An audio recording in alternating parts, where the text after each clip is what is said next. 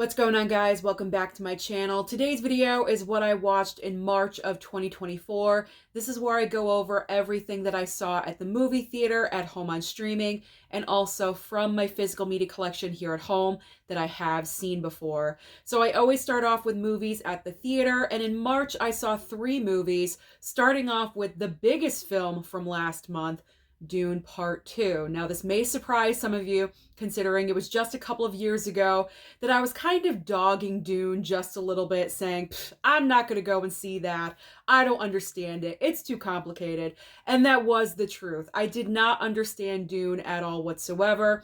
But I'm opening up my mind. I did research. I Googled Dune. All I knew prior about Dune, even when watching Dune, the first movie, the one and only time that I did, all that I knew was that spice was important. I did not understand anything else that was going on, but I didn't want to give up. I believed in myself. I said, you know what, Susan, you're going to understand this. So I buckled down and I Googled and I researched and I tried to understand. You'd be so proud of me. Here I am looking up information about Dune to understand, because everyone was saying that Dune Part 2 was such a fantastic cinematic experience. I did not want to miss out on that. So I did my research. I rewatched the first movie, and I'm happy to say I was understanding. I was following along. I'm like, okay, I was really paying attention. I did not fall asleep at all whatsoever. I was sitting up straight in the chair, not lean back, because usually when I lean back in my chair at home, that's when sleep takes over. So I was full on paying attention, and I understood. I got the basics. I'm sure I'm not completely understanding everything, but I got the basics of what was happening and what was going on. So I went in fully prepared for Dune Part 2. Now, unfortunately, I was not able to see Dune Part 2 in a Dolby theater. That is my preferred theater for any kind of big blockbuster. The timing just didn't work out for Dolby. So I did see it in a regular theater. It was one of the bigger theaters, I will say that. So that was a bonus. And I gotta say, people were right. Dune Part 2 is such a cinematic experience. The sound, everything about it, the production design, the costumes, the acting, everything about Dune Part 2 is huge. Everything about this movie is so huge. I like to think of the Dune films as this generation's Star Wars, if that makes any sense, because everyone that is such a fan of Dune, of this franchise, because it's going to be a franchise. I mean, let's be honest. These movies make money. They're going to continue to make them.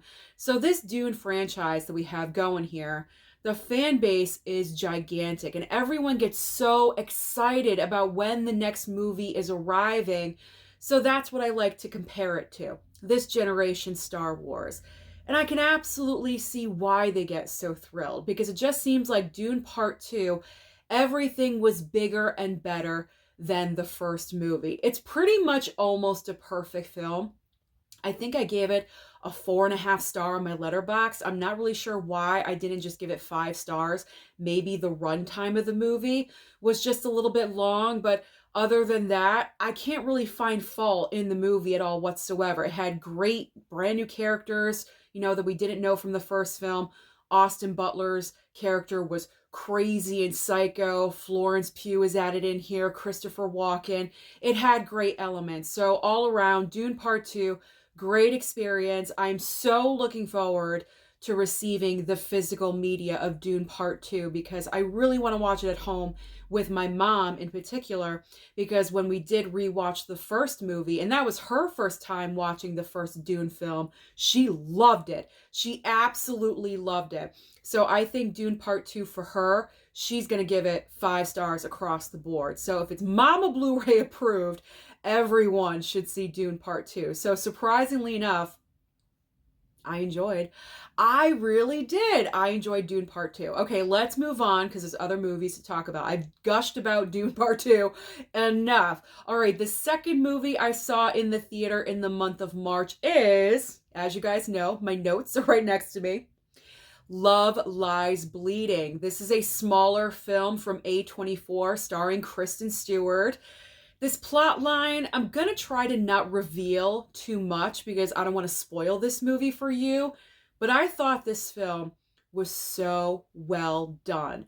There is a part at the very end that's a little bit goofy. That's kind of like, where did that come from? That was out of nowhere. That's not believable. But 95% of this film is so good. So you have this overall, first of all, this film takes place in the 80s. So that's right up my alley. I love the 80s, and everything about this film represent the 80s. The production design was fantastic. They were spot on accurate with everything from the decade of the 80s. Very nicely well done. So Kristen Stewart is an employee in this gym, and she kind of notices this other female bodybuilder. Not that she's a bodybuilder, but she notices this other female that is working out. She's a bodybuilder. They kind of gravitate towards one another. They grab each other's attention. A relationship forms between the two of them. And then throughout the duration of the film, Kristen Stewart's father, played wonderfully by Ed Harris. Like, it was fantastic to see him in a movie. I feel like he's been gone for a while. So Ed Harris plays Kristen Stewart's dad. He has a very, very criminally involved past. And Kristen Stewart has always been trying to remove herself from her father. And that's all I want to say. That's all I want to say about it, because I don't want to spoil this movie for you, because I think everyone should see this film. A24 has been putting out fantastic movies lately. And like I said, besides the ending of this film, which is kind of wacky and weird, but that's what A24 is known for. By the way, the director of this movie, I don't remember her name, but I know that she directed the movie Saint Maud. I believe another A24 title. So if you're a fan of Saint Maud, you'll probably enjoy this movie as well. Same director. But I highly enjoyed this one because I am such a fan of outside of the box movies and ideas, and Kristen Stewart just puts out another great performance. I love the roles that she's been choosing lately. Very weird, outside the box, sometimes roles that other actresses may not want to take. She takes them on and she just brings them to another level. She's kind of like on the same level of Emma Stone, where when she goes into an acting role, she's completely fearless. She drops any boundaries that she has and she gives everything to that part. And I'm really respecting her for that. So Love Lies Bleeding, again, great theater experience. Loved it. When it comes onto physical media, I'm definitely picking it up, and I recommend that you do so as well. If you can still see it at your local theater, please do so, because it is worth it. Mind you, it's a little bit quirky at the end, a little bit weird, but it's worth it. All right, the third and final movie that I saw at the theater in March was, oh man, Ghostbusters: Frozen Empire. So this movie was one of my top 10 most anticipated of the year. And unfortunately for me, this movie did not deliver. I was very disappointed with this installment of Ghostbusters. I had high hopes for this movie. I enjoyed the film being back in New York City. I liked the concept from the trailer of a frozen world. But what was most disappointing is that the trailer with all the ice and the frozen stuff, that wasn't happening until about the last 20 minutes, 20 minutes, 30 minutes of the movie. For the majority of the film, nothing frozen is going on at all whatsoever. And when you have Frozen Empire as the title of your movie, it's a little bit misleading. But what I think I was most disappointed in is that I feel like Ghostbusters, it's going in a different direction. And I know I'm not the only one that's voiced their opinion about this, because when the original Ghostbusters movie came out in, I believe, 1984, it was meant for adults. But what also happened is that kids enjoyed it too. So multi-generations could watch Ghostbusters together and enjoy the film, have a laugh, have a bonding session. It was great for everyone. But I feel like now what they're doing with the Ghostbusters franchise is that they're targeting a younger audience, where there's nothing wrong with that. Absolutely not. But unfortunately, if they decide to go down this road with future films, I'm probably not going to go and watch them anymore. I wouldn't go to the theater to see them. I would most likely just wait to stream it, or, when it gets to PVOD, whatever. I am less likely to go to the theater to see these movies because they're just not targeted towards people like myself anymore. This age range, they're going for younger kids. So that was my biggest problem, because it also felt like the storylines were all over the place. There was multiple storylines and too many characters. That was another huge issue I had with this movie. You had the new Ghostbusters, you have the old original Ghostbusters, Bill Murray, Dan Aykroyd, Ernie Hudson, Annie Potts. They all returned. So you have two sets of Ghostbusters. Then you have Kamal Nanjiani thrown in. Then you have Patton Oswalt for a couple of seconds. Then you have other characters. You have the prior characters, the other teenagers from Ghostbusters Afterlife.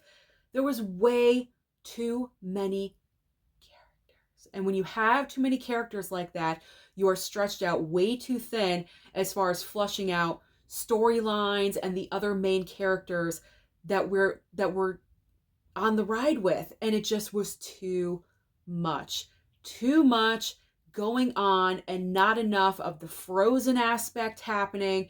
The villain also wasn't that great, because we're dealing with like a totally brand new villain that we've never seen before, because in Afterlife it was like a redo of a previous villain from the very first movie. So with this villain in Frozen Empire, it was a brand new villain, and I don't think it hit. There were a lot of mistakes in this movie, and I honestly feel like some of the blame is because I didn't even realize this. Jason Reitman, who is the son of Ivan Reitman, who obviously knows Ghostbusters inside out and sideways, directed Ghostbusters Afterlife, but he did not direct Frozen Empire. He kind of passed the reins off to someone else. I believe a very good friend of his. He was still involved with writing the film, but you can tell the difference between Afterlife and Frozen Empire. Afterlife was extremely heavy-handed with the nostalgia, but I understand that because we're paying homage to Harold Ramis and everything that, we lost with him. So that was expected. But with Frozen Empire, it's like, okay, let's cut that off. Little bit of nostalgia is okay, but not heavy-handed like Afterlife, which I'm happy Frozen Empire did not do that. They kind of cut off the nostalgia. There was still nostalgia, don't get me wrong. A couple of characters brought that in, more characters. But you know what? You could tell the difference between the directing styles. I wish Jason Reitman just continued to direct these movies, because that is his father's legacy. And I'm not saying that it should be his legacy as well. He obviously wants to explore other projects, and I respect him for that. But he should have guided Ghostbusters just a little bit better. So out of all three movies that I saw in March, Ghostbusters, Frozen Empire, as far as going to the theater, Frozen Empire was definitely the most disappointing. And honestly, I don't really know where we go from here with the Ghostbusters franchise. I don't think it's going to be good. I mean, if they're just targeting kids, it's going to be goofier and sillier. And I'm sorry, that's just not for me. So that was extremely disappointing. I think I gave it a 2.5 star on my Letterboxd. I was just really, really disappointed with Ghostbusters Frozen Empire. All right, so now let's talk about the movies and TV, whatever I watched on streaming. So what did I stream in the month of March? Well, starting off with Killers of the Flower Moon on Apple TV Plus. Unfortunately, this movie still does not have a physical media release announcement. And I don't know if it's because it has to do with being an Apple TV Plus movie or an Apple movie. That is probably the situation, because Coda, a few years back, that won Best Picture, still has no physical media release. Killers of the Flower Moon, same exact thing. Napoleon, no physical announcement for that movie either. Argyle, same exact situation. So getting Apple TV Plus was the only way that I could rewatch Killers of the Flower Moon before the Oscars, because that's what I wanted to do. That was my intention, why I wanted Apple TV Plus, and I signed up for it. I had to because I really wanted to experience this film again, especially with my parents, because I knew that the story would impact them. It is based on true events, and I talked about this movie with them several times, and they did want to see the movie. So I just buckled. I buckled down, I caved in, and I, signed up for Apple TV Plus. I rewatched it. They saw it for the first time, and my mom was blown away by the movie. My dad, he was kind of in and out. He doesn't do very well with really long movies, so he kind of tends to go onto his phone and scroll. But overall, it was a great rewatch for myself. My mom enjoyed it. I'm not going to talk too much about Killers because I've talked about this movie over and over and over again, but it was one of my favorites in my top 10 from last year, and I enjoyed watching it again. So I'm happy that I have Apple TV Plus, so I do have the ability to watch it whenever I want. See, this is a case of where streaming comes in handy because if there is no physical media, I can still watch it. Hopefully it won't go anywhere. I don't think it will because Apple TV Plus is not like other streaming services where they really purge, the stuff on their streaming service. It kind of, tends to stay around. So I think Killers will be on there for a while, but I rewatched that for the Oscars. So that was the first thing I rewatched. All right, the next item is called It Lives Inside on Hulu, a horror film. Now, I am happy that I did stream this because this was definitely a one-time watch. The basic concept of this horror film, just in case you're interested, is this girl, it's about Indian culture, Indian community, and this girl that goes to high school doesn't really have a ton of friends. She does have a few here and there, but she's kind of an outcast just a little bit because she is a little bit different. But her former best friend, who's also Indian, and she kind of pushed her former best friend aside because she wanted to conform to, what the norm is at high school. So she kind of, pushed her friend off to the side. And this friend kind of makes this discovery and this jar that she carries around, and she's kind of weird looking, but you can tell that her best friend is going through something. And then I'm not saying too much because I don't want to overly reveal anything that happens in the movie, but this is just like the basics. It's kind of confusing just a little bit, but I'm trying to be vague about it. So her best friend in high school is carrying around this jar. There's something in there, something evil, something sinister. And she's trying to help her friend, but something occurs with her friend and her friend disappears. So then the main girl of the story that we're focused on, she's trying to figure out what happened to her former bestie, and she's uncovering all this information. What I do enjoy about the film is that we dive into a culture that I'm not familiar with at all. Indian culture is extremely foreign to me. And I'm not saying that the plot line of this movie is absolutely a part of Indian culture, but I like what they brought to the table as far as something different and bringing in a possibility of this culture and what they believe in, a horror entity. I thought that was cool, if you get what I'm saying, because I haven't seen a lot of horror films that have done that. So I thought that was a big plus for this movie. But I guess on the negative side, not really anything negative, but it's just like this film doesn't really do anything that ups the ante, or there were kind of some points where they stayed kind of flat, where it didn't really go to that next level. It was kind of predictable with its jump scares, and they were kind of frequent in here. So, I mean, overall, like I said, I enjoyed the film, but it was a one-time watch. There were aspects that I appreciated about the movie that I did already talk about, and that's it. It's nothing that I need to watch again. I'm happy that I saw it, and that's it. So if you want to see It Lives Inside, I highly recommend just stream it over on Hulu. All right, next up on my list, Society of the Snow on Netflix. So this was another movie I wanted to watch before the Oscars because this film was recognized in a couple of categories.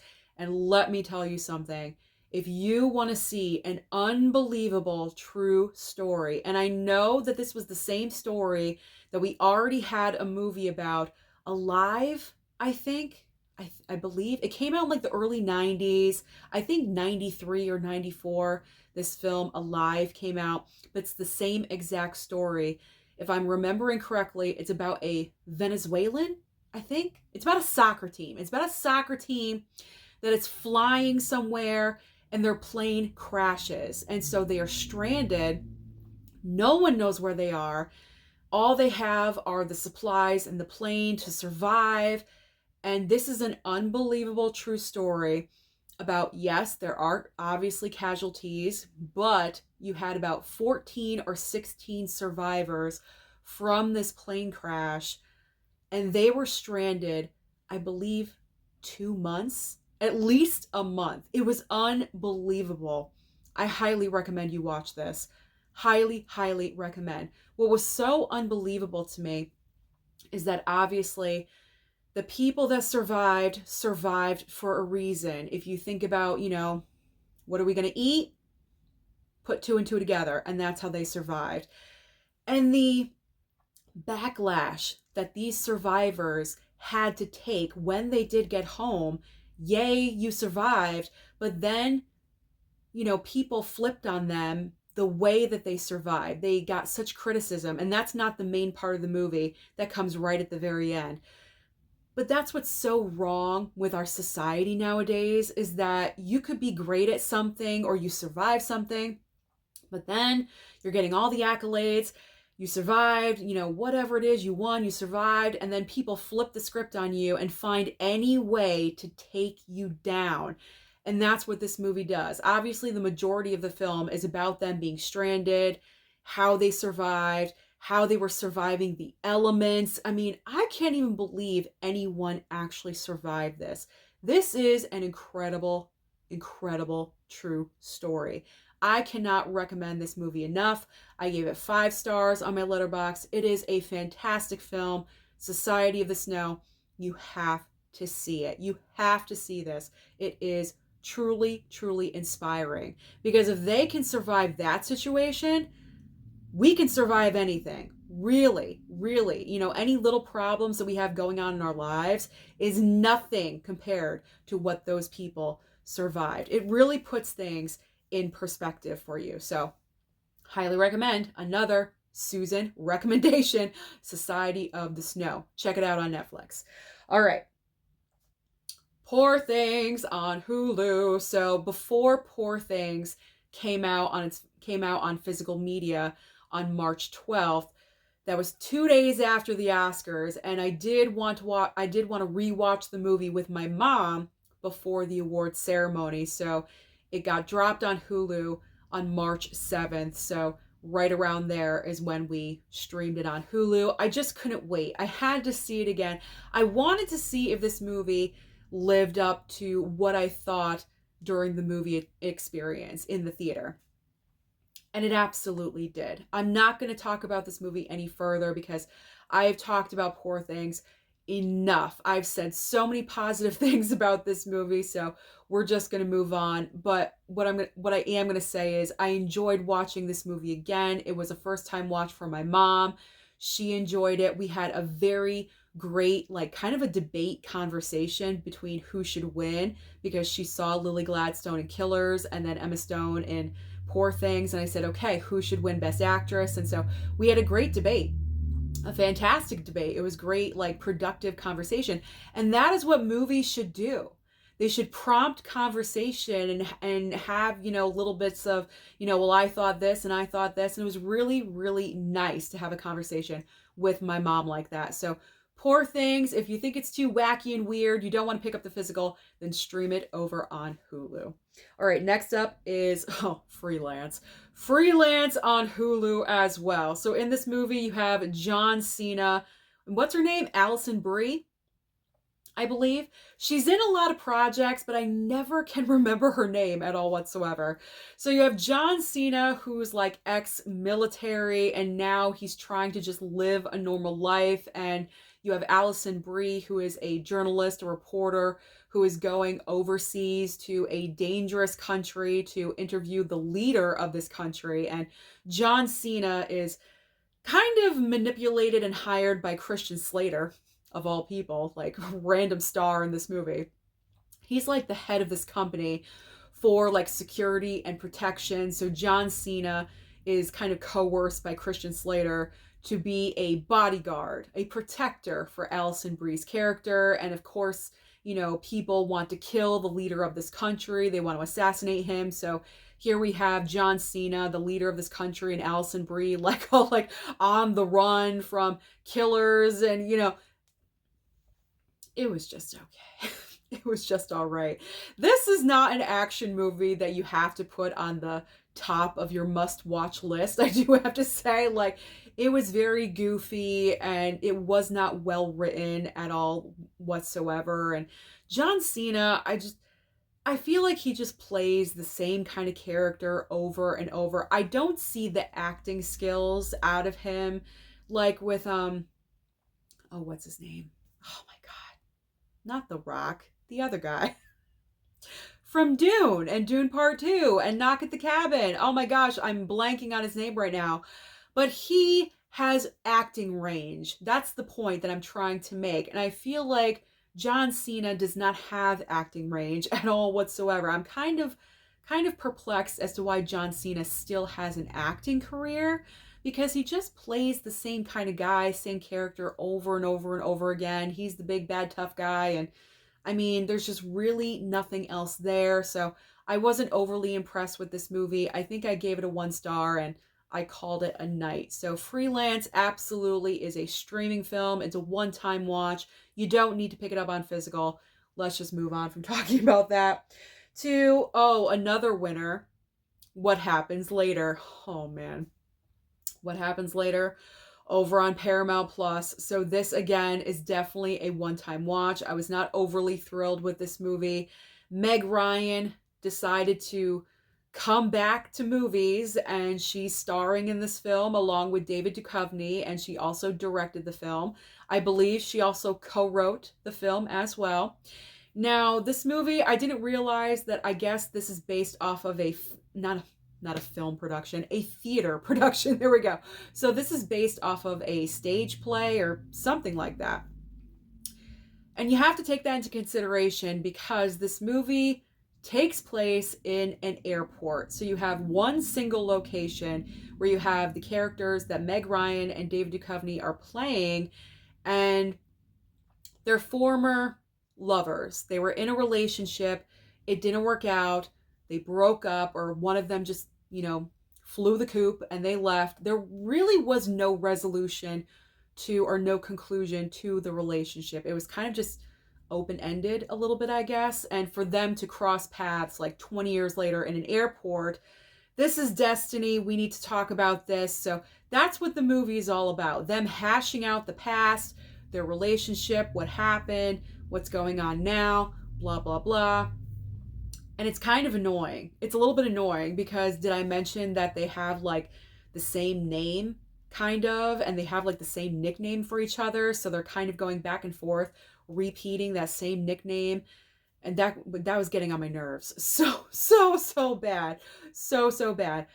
I feel like they exhausted every single scenario that you could in one location of being in an airport. I feel like Meg Ryan did anything and everything that she could figure out as a director. Well, let's film over here and let's, you know, ride the cart around. And the one location thing was just really starting to get to me after a while. But the biggest negative that I could say about this movie is that I didn't really believe the chemistry between her and David Duchovny. Meg Ryan, as we know, has a fantastic past history with Tom Hanks and also with Billy Crystal. Now, I'm not saying that she should have called up Billy Crystal for this role, but why didn't she call up Tom Hanks to play the part that David Duchovny was playing? Because, I mean, don't you think after so many years of co-starring together, Tom Hanks would have, sure, Meg, I'll star in this movie with you. I'll help you out. Wouldn't he have done that? I mean, what's Tom Hanks doing? He's not overly busy. You know what I'm saying? So I feel like that was kind of a missed opportunity. I know maybe she probably wanted to work with someone different, but I just didn't believe that past history potential, and that I don't think they really had chemistry. I just believe them as friends crossing paths randomly in an airport. Okay, we were friends 20 years ago, but I didn't believe the relationship part is what I'm saying. And I feel like if she called up Tom Hanks, asked him to do her a favor, and if he did it, maybe this film would have gotten a better response. Who knows? But this was definitely a one-time watch. I'm not even going to address the obvious about Meg Ryan because that's a low blow, and I'm not going to go there. But all I'm going to say about that, it was extremely distracting. Extremely distracting. So everything about what happens later, don't even bother with. It really is not worth your time. And that is streaming over on Paramount Plus if you're interested, but I highly recommend just watch something else with your time because you don't need. It's a storyline that we haven't seen before. You know what I mean? Like it's not like it's a storyline. Strike that, reverse it. It's not like it's a storyline that we haven't seen before. There we go. It's a rinse and repeat. It's a recycle theme. All right, let's move on. All right. To Mr. and Mrs. Smith on Amazon Prime. And I'm not talking about the movie with Brad Pitt and Angelina Jolie. I am talking about the brand new series starring Donald Glover. I loved this show. It amazes me that it kind of took this long of a period of time for some other kind of Mr. and Mrs. Smith incarnation to come to fruition. And I'm so happy that it finally did. Now, in the movie, Brad Pitt and Angelina Jolie play spies that are married, but they don't know that each other are spies. But in the TV show that I just watched, it's set up completely differently. They know that each other are spies. They're sent to work with each other. They are sent to a townhouse, two random strangers. They both qualify for this assignment to be Mr. and Mrs. Smith, John and Jane Smith. They meet at this townhouse in the city. They're married. They're living lives like they're married, but every single episode, and it's 8 episodes on Amazon Prime, and they go quickly. They do go quickly. But each episode, they're on a brand new mission. If they fail 3 missions, you know what happens. Not a good scenario. So you can kind of guess where this goes.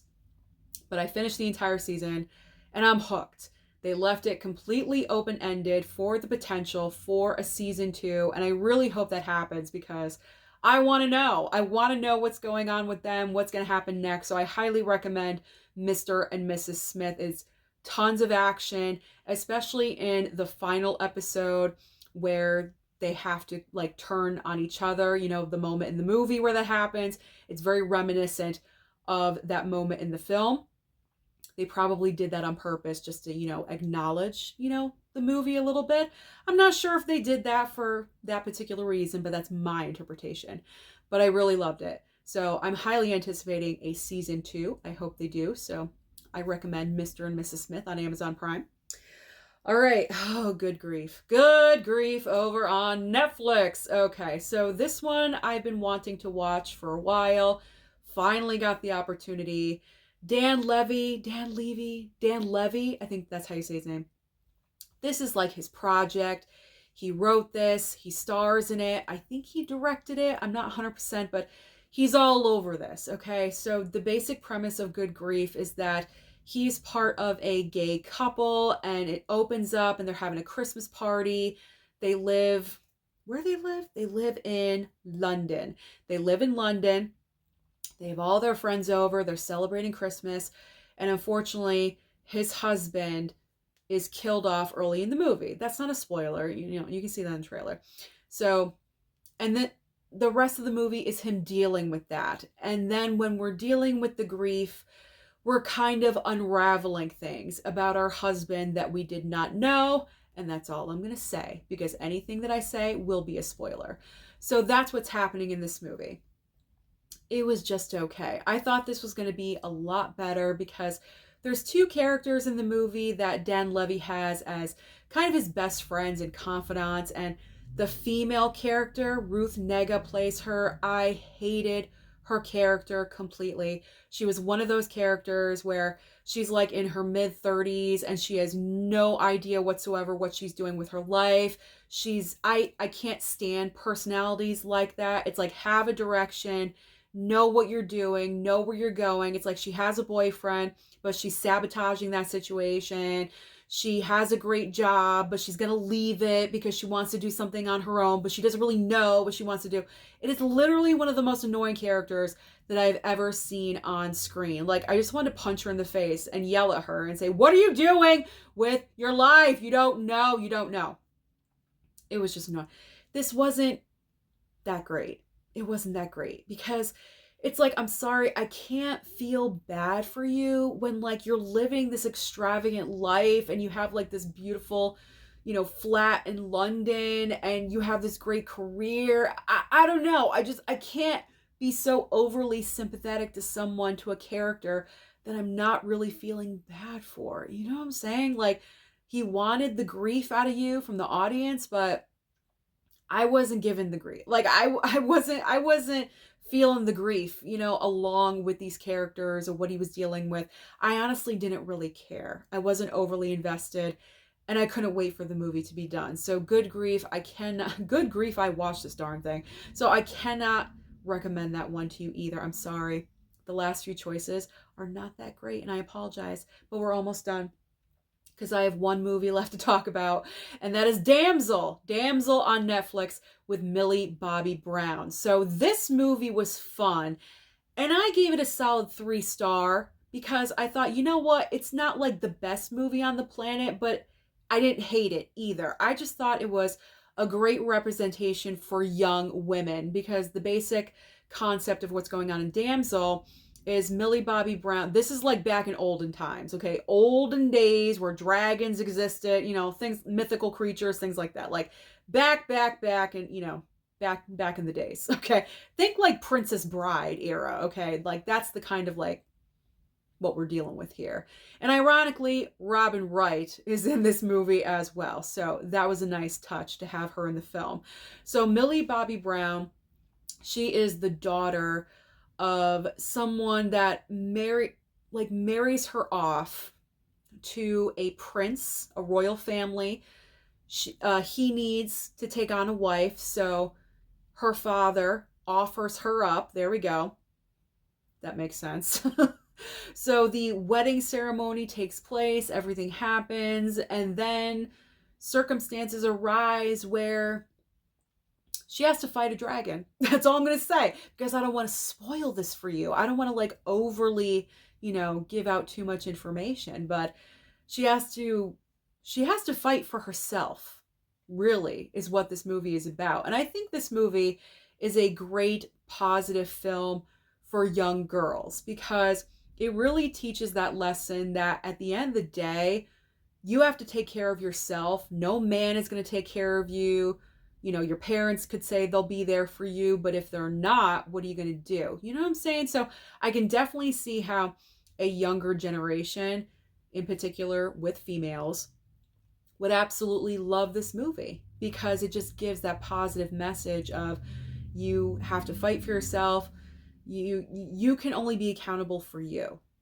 That's pretty much what I got from this movie. And I had fun with it. I did. I'm not going to watch it again. It was a one-time watch for me, but I can definitely see how some girls out there would just have this movie on 24/7. It's got that appeal. It's a great fantasy time period. The clothes, Millie Bobby Brown is, so popular with the younger generation. I sound old saying that, I know, but it's true.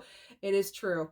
And Millie Bobby Brown is doing great things over on Netflix between this and Stranger Things and her other movies that she's been putting out. So I can guarantee that we will see more of her, maybe more of these movies, because they kind of left it a little bit open-ended for the potential for a future. I mean, maybe they'll make it into a franchise. I don't know, but I could definitely see them making another movie out of this. So Damsel is fun. If you have young girls like 10, 9, 10, 11 years old, they would definitely love watching this movie. And it'd be a nice film to watch together as a family. I would say that. All right, so now I'm going to talk about movies that I watched from my physical media collection here at home. Finally, here are the movies that I watched in my physical media collection here at home. Just a few. We're going to breeze through this because I know I was kind of long-winded in the middle segment right there. So this is going to be fairly quick. So Dune on 4K. Like I said, I wanted to prepare myself. I did my research and I wanted to rewatch the first movie before I went to the theater for Dune Part 2. So rewatched the first Dune on 4K. And then obviously, Three Billboards. Maybe not obviously, but obvious to me because I was watching Best Picture winners and nominees all throughout the month of March. And Three Billboards to me is such a fantastic film. Besides Sam Rockwell, okay? Even though, yes, he's in here. He won his Oscar for this movie. We all know this. But Frances McDormand is such a force in this film. She represents every mother that would do the same thing for their daughter and their daughter's memory. And my mom and I are close. We have an attachment to this movie, and I had never watched it on 4K yet before, so it was a first time watching it on 4K, and it looked great. I love this movie. It should have won Best Picture that year. I hate that it did not. That other movie won, but whatever. We won't get into it. But Three Billboards Outside Ebbing, Missouri. Next up, Whiplash. This was the final film I watched for the month of March, and man, this is such a good film. This film is very close to perfection as well. J.K. Simmons deserved that Oscar for his role. Absolutely incredible. Great rewatch. My mom loved this movie, so this was great to revisit. It's been about 2 years since I saw that movie, so that was good. Once Upon a Time in Hollywood. I don't know. I was just in the mood. I was in the mood to watch something with Leo, and I was like, you know what? Once Upon a Time in Hollywood. Yes, it's been a while since I, visited this, and this was a great This was a great rewatch. There we go. Had a lot of fun, and this was good. That was good. And finally, just to mix it up, because we were on a stretch of just all dramas, like heavy dramas for Best Picture nominees and winners, and I needed a break. I needed some Marvel. So Black Panther was nominated for Best Picture, and see, I like my lenticular. From Tony P. Tony P gave this to me. He sent it over. I needed a break from the heavy dramas, so Black Panther, even though it does have some drama in there, like I needed a break. So this was a nice like distraction from the heavy, like, drama. I can't believe I just did that, but you know what I'm saying. You know what I'm saying?